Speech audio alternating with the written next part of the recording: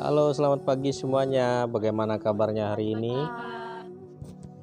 Ya, Om Swastiastu ya. Kita mengawali kegiatan kita, usahakan selalu berdoa dan mengakhiri juga diakhiri dengan doa. Kita awali Om Swastiastu. Tabek selamat tinggal latai, salam sujud karena melempang. Bagaimana kabarnya hari ini? Sehat semua?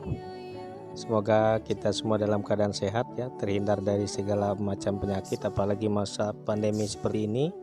Jaga kesehatan, ikuti protokol kesehatan ya. Baik, hari ini materi kita pada hari ini ya, kita mempelajari tentang bab 2 mengenai sejarah perkembangan kebudayaan Hindu di dunia ya, yaitu untuk pertemuan pertama kebudayaan persejarah dan sejarah agama Hindu di dunia. Ya Pak.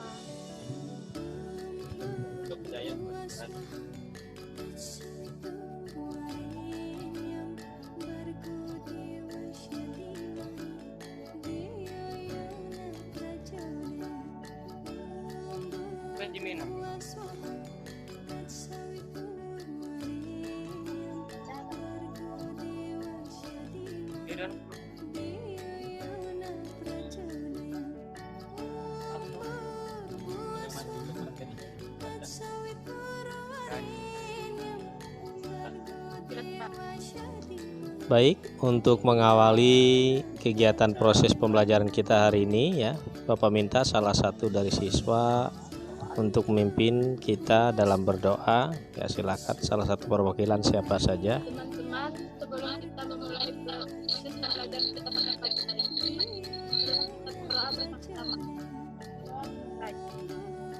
Om Awigunam Namo Satyam, Om Saraswati Namo Satyam, Warade Hidir Astu para kami, Hidir Bawantune pada.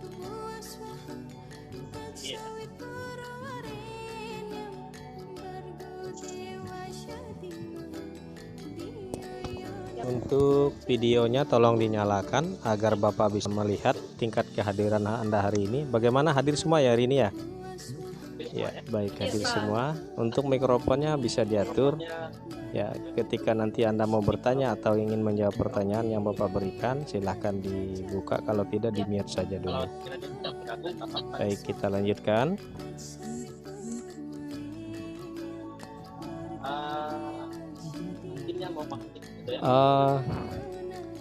Pentingnya memahami kebudayaan ya, prasejarah dan sejarah agama Hindu. Untuk sejarah kita kan ini ada seorang proklamator juga pernah mengatakan atau pernah mengungkapkan juga, ini beliau ini adalah presiden kita juga ya, pernah menjadi presiden Republik Indonesia.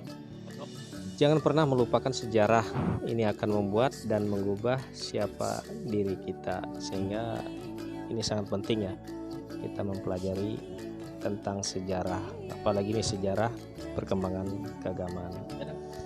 Sejarah perkembangan kebudayaan Hindu di dunia secara umum. Nah, ini dia. Ini Anda pernah melihat ini? Atau barangkali ada yang pernah berkunjung ke sini? Ini kira-kira bangunan tentang apa ini? Ada yang tahu? Silakan. Ada? Baik, kalau tidak ada yang tahu,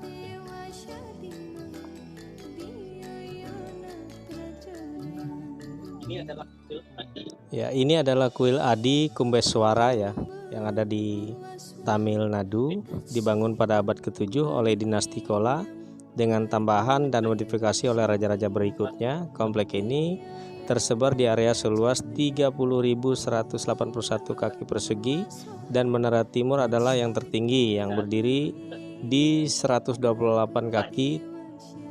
Tinggi lantai itu ada 11 lantai ya.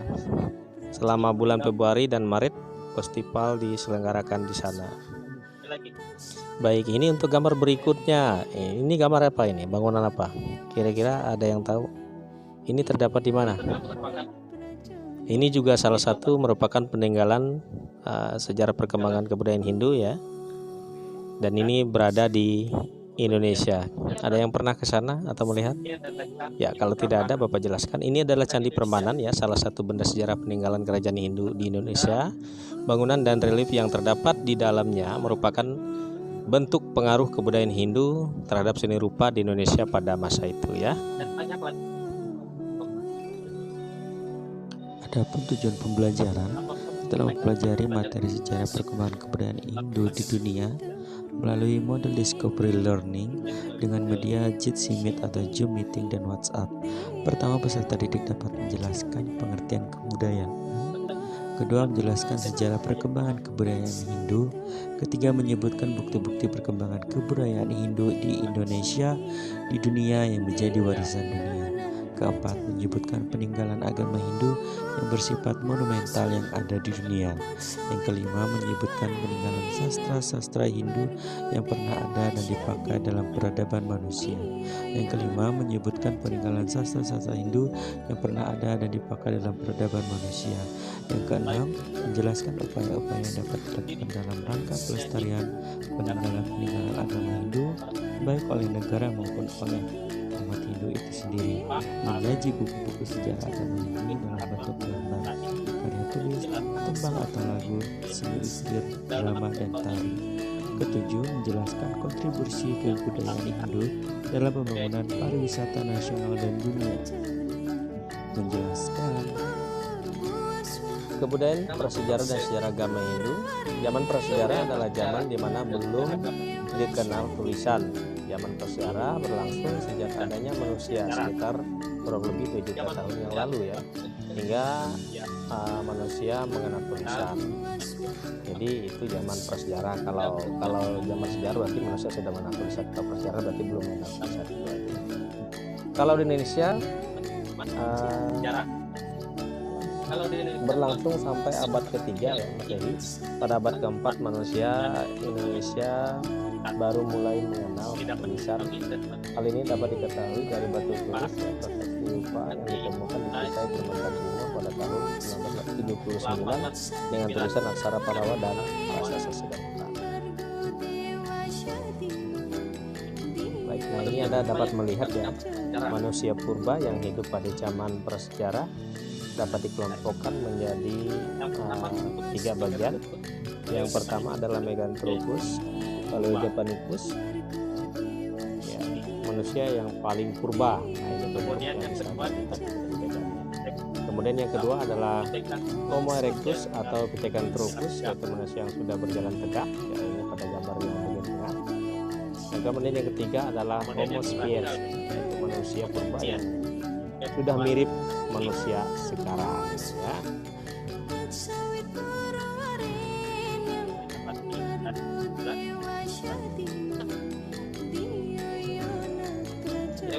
Berikutnya teori evolusi ya, seperti dikemukakan oleh Charles Darwin pada tahun 1859 ya. Menurut temuan fosil pramanusia yang telah ditemukan saat ini, makhluk yang dapat dikatakan sebagai cikal bakal manusia adalah makhluk Australopithecus, kera dari selatan. Jika diamati dari bentuk fosil yang ada, tampak ada 4 perubahan jasmani dalam makhluk pramanusia yang sangat menentukan proses evolusi ya menuju manusia sejati. Melalui proses evolusi inilah manusia kemudian mampu mengembangkan kehidupannya dengan lebih baik dari sebelumnya. Bapak mau tanya, apakah Anda sependapat ya dengan teori dari Charles Darwin tersebut? Kira-kira gimana? Pendapatkah Anda? Ya, bagaimana? Ya, kita lanjutkan dulu sebelum Anda menjawab ya. Menurut pandangan Hindu ya, Manu adalah manusia yang pertama diciptakan oleh Brahman atau Ida Sang Yang Widiwasa atau Tuhan Yang Maha Esa ya pada saat masa Sriti atau penciptaan. Ciptaan Brahman setelah alam semesta adalah tumbuh-tumbuhan, kemudian binatang, setelah itu manusia.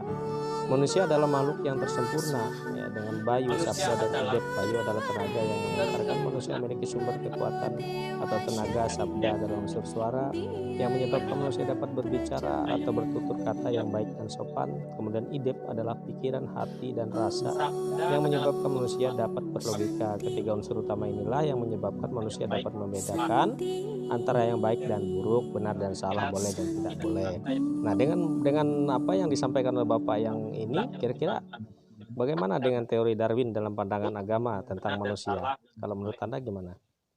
Yang jelas kita kalau secara agama tidak menerima ya, karena kita yakin bahwa manusia adalah ciptaan dari Tuhan.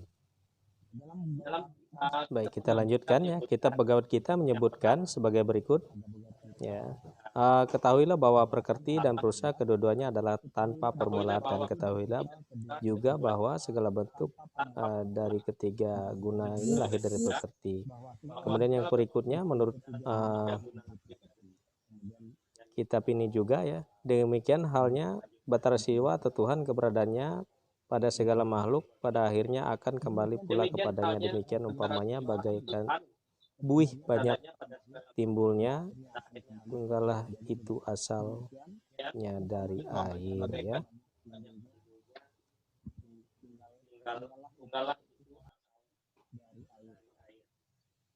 Berdasarkan uraian dan penjelasan pustaka suci tersebut di atas, sangat jelas menyatakan bahwa menurut pandangan Hindu, manusia diciptakan oleh Brahma atau Sang Hyang Widiwasa atau Tuhan Yang Maha Esa pada masa Srasti. Selanjutnya hidup dan berkembang sesuai dengan budaya dan lingkungan alam sekitarnya.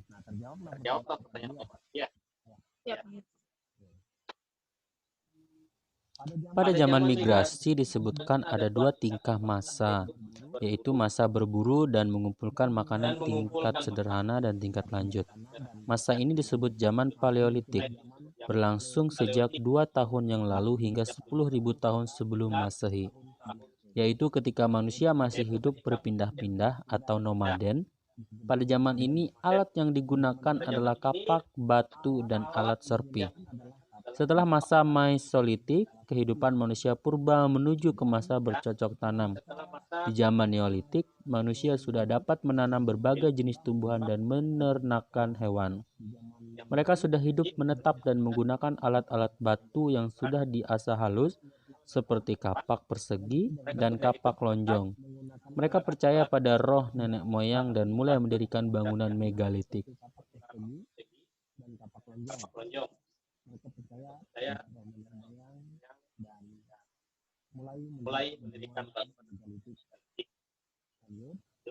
Zaman perundagian disebut juga zaman logam awal atau kehidupan masa perundagian yang berlangsung sejak 2000 tahun sebelum Masehi sampai dengan 4 Masehi.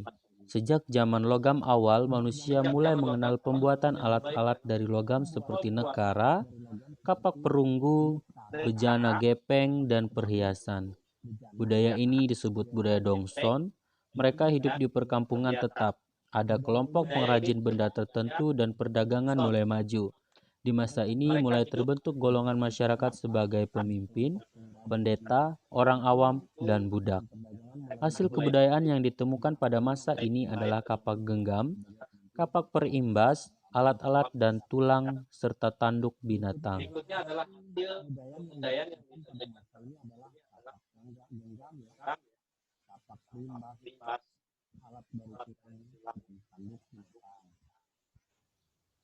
Adapun pembagian kebudayaan zaman prasejarah sebagai berikut. Yang pertama, zaman Batu Tua atau Paleolitikum.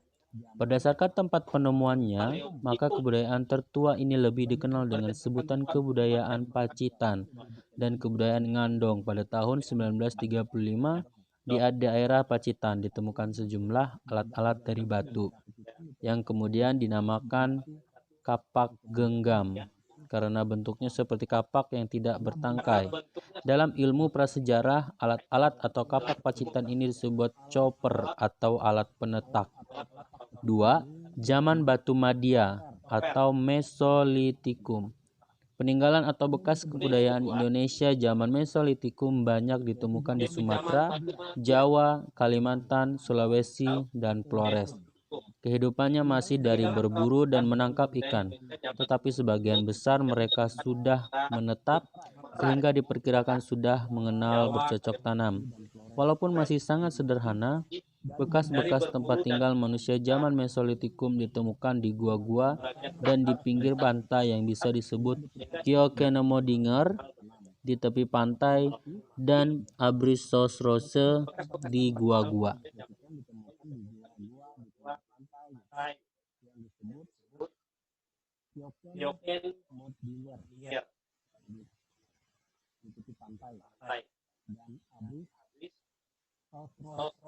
Zaman batu baru Neolitikum.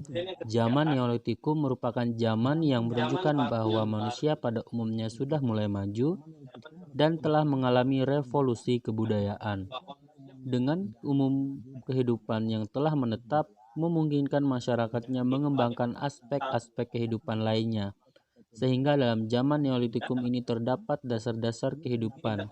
Berdasarkan alat-alat yang ditemukan dari peninggalan zaman Neolitikum yang bercocok tanam khusus, dapat dibagi ke dalam dua golongan, yaitu kapak persegi dan kapak lonjong. 4. Zaman logam. Zaman logam terdiri dari zaman tembaga, perunggu, dan besi. Di Asia Tenggara termasuk Indonesia tidak dikenal adanya zaman tembaga, sehingga setelah zaman Neolitikum langsung ke zaman perunggu. Adapun kebudayaan Indonesia pada zaman logam terdiri dari kapak corong yang disebut juga kapak sepatu, karena bagian atasnya berbentuk corong dengan sambirnya belah, dan ke dalam corong itulah dimasukkan tangkai kayunya.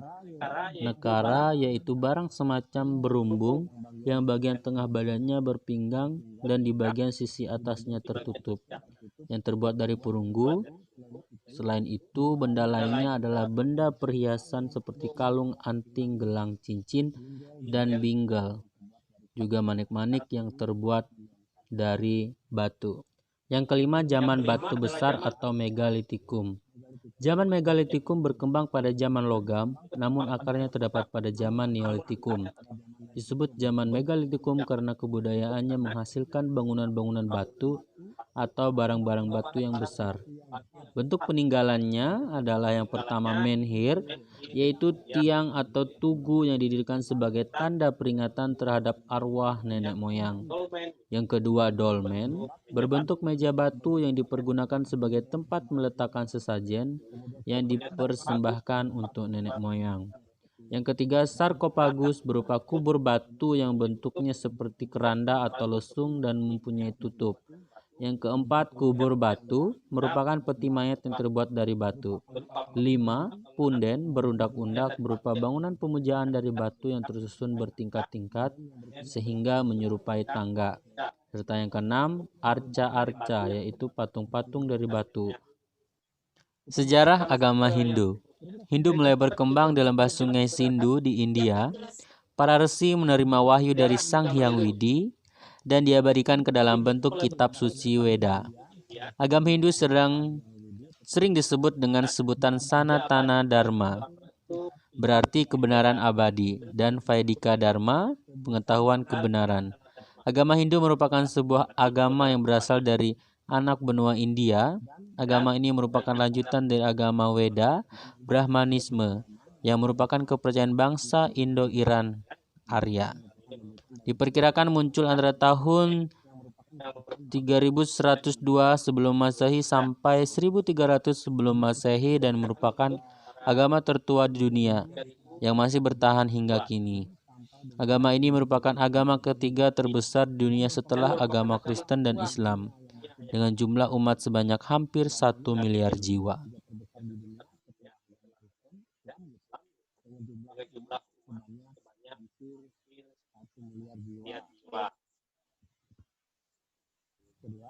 Agama Hindu di Indonesia.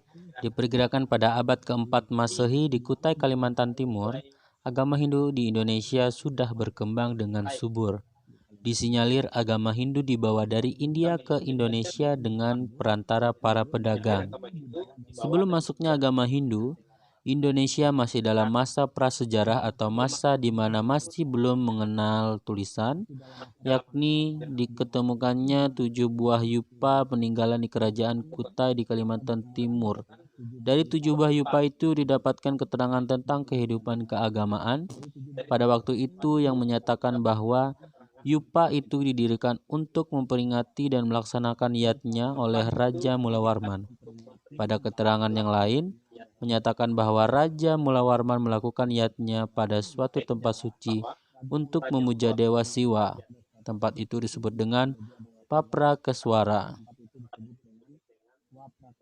Selanjutnya, agama Hindu berkembang pesat di Indonesia melalui kerajaan-kerajaan yang berdiri pada waktu itu, baik di Jawa maupun luar Jawa. Kehadiran agama Hindu di Indonesia menimbulkan pembaharuan yang besar, seperti berakhirnya zaman prasejarah Indonesia. Perubahan dari religi kuno ke dalam kehidupan beragama dengan memuja Tuhan Yang Maha Esa berdasarkan kitab suci Weda, dan juga munculnya kerajaan yang mengatur kehidupan suatu wilayah.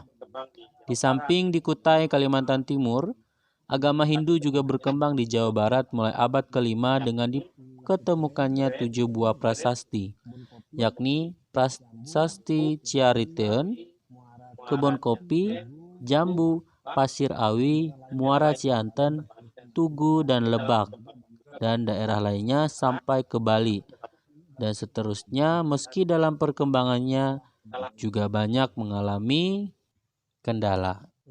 Pembinaan kehidupan keagamaan sempat mengalami kemunduran. Namun mulai tahun 1921, usaha pembinaan muncul dengan adanya Swita Gama Tirta di Singaraja, Sara Pustaka tahun 1923 di Ubud Gianyar, Surya Kanta tahun 1925 di Singaraja, Perhimpunan Nyatur Waksa Durga Gama Hindu Bali tahun 1926 di Klungkung, Paruman Para Pinandita tahun 1949 di Singaraja, Majelis Hinduisme tahun 1950 di Klungkung, Wiwada Sastra Sabha tahun 1950 di Denpasar, dan pada tanggal 23 Februari 1959 terbentuklah Majelis Agama Hindu. Kemudian pada tanggal 17 sampai dengan 23 November tahun 1961, umat Hindu berhasil menyelenggarakan Dharma Asrama para Sulinggih di Campuan Ubud yang menghasilkan Piagam Campuan yang merupakan titik awal dan landasan pembinaan umat Hindu.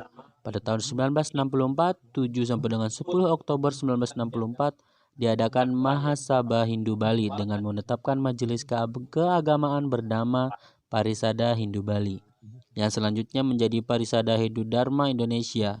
Perkembangan dan kemajuan selanjutnya tentu akan terjadi seirama dengan perkembangan atau kemajuan Negara Kesatuan Republik Indonesia dan dunia pada umumnya. Selanjutnya menjadi Parisada Hindu dan dan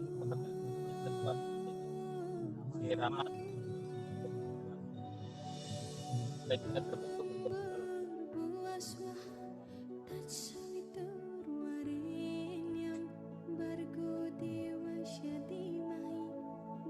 Baik, jika ada pertanyaan atau hal yang perlu kita diskusikan, dipersilahkan. Ada Pak. Bagaimana para ahli mengetahui kehidupan pada zaman prasejarah? Iya, terima kasih, pertanyaannya sangat bagus sekali ya. Luar biasa. Kira-kira ada yang bisa bantu Bapak sebelum Bapak menjawab? Baik, kalau tidak ada, Bapak akan menjawab.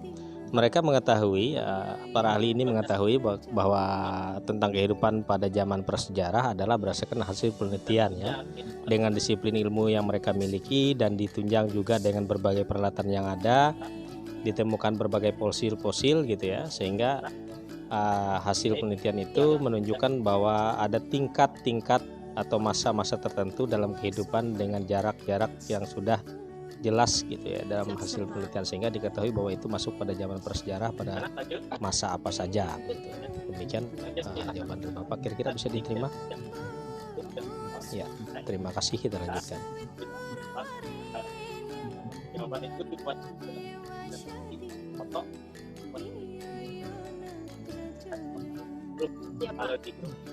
Ya, selanjutnya ada soal pilihan ganda ya, dimana tugas ini kalian jawab di kertas ya. Setelah kalian jawab nanti kalian bisa fotokan hasil jawaban yang sudah kalian kerjakan, lalu nanti kalian mengirimkan ke WhatsApp pribadi saya.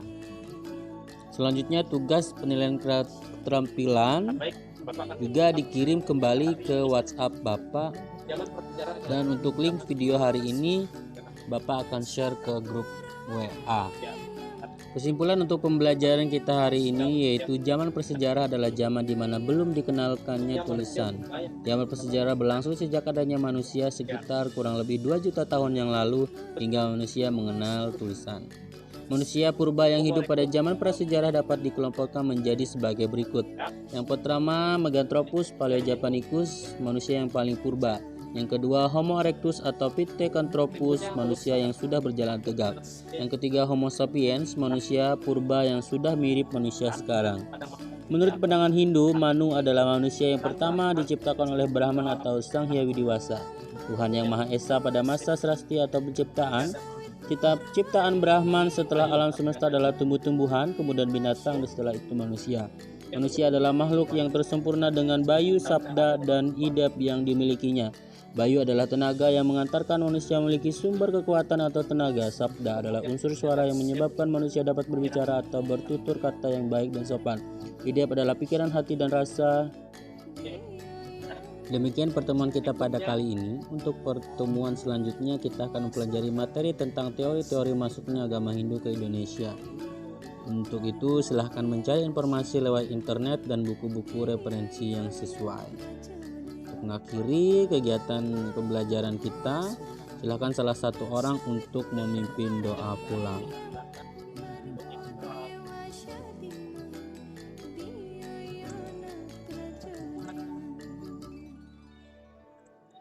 Teman-teman, sebelum kita akhiri pelajaran kita hari ini, marilah kita berdoa dimulai. Kami atur langit, saat ini kami telah melaksanakan proses pembelajaran. Semoga kami selalu dianugerahi kecerdasan pikiran dan ilmu yang kami dapat yakini dapat kami paham, kami mengerti dan mewujudkan dalam kehidupan kami. Semoga segala pengetahuan yang baik datang dari segala arah. Kami menyerahkan segenap hidup kami dalam kuasa-Mu. Santi, Santi, Santi. Baik, sebelum kita mengakhiri Zoom meeting kita, ya, jangan lupa selalu menjaga kesehatan di masa pandemi ini, selalu mentaati protokol kesehatan, serta materi yang diterima hari ini semoga dapat dimengerti, diaplikasikan dalam kehidupan nyata. Jadilah pribadi yang lebih baik sebagai generasi Hindu yang diharapkan. Kita hari pertemuan hari ini dengan mengucapkan salam Prama Santi. Om Santi Santi Santi Om Sahei.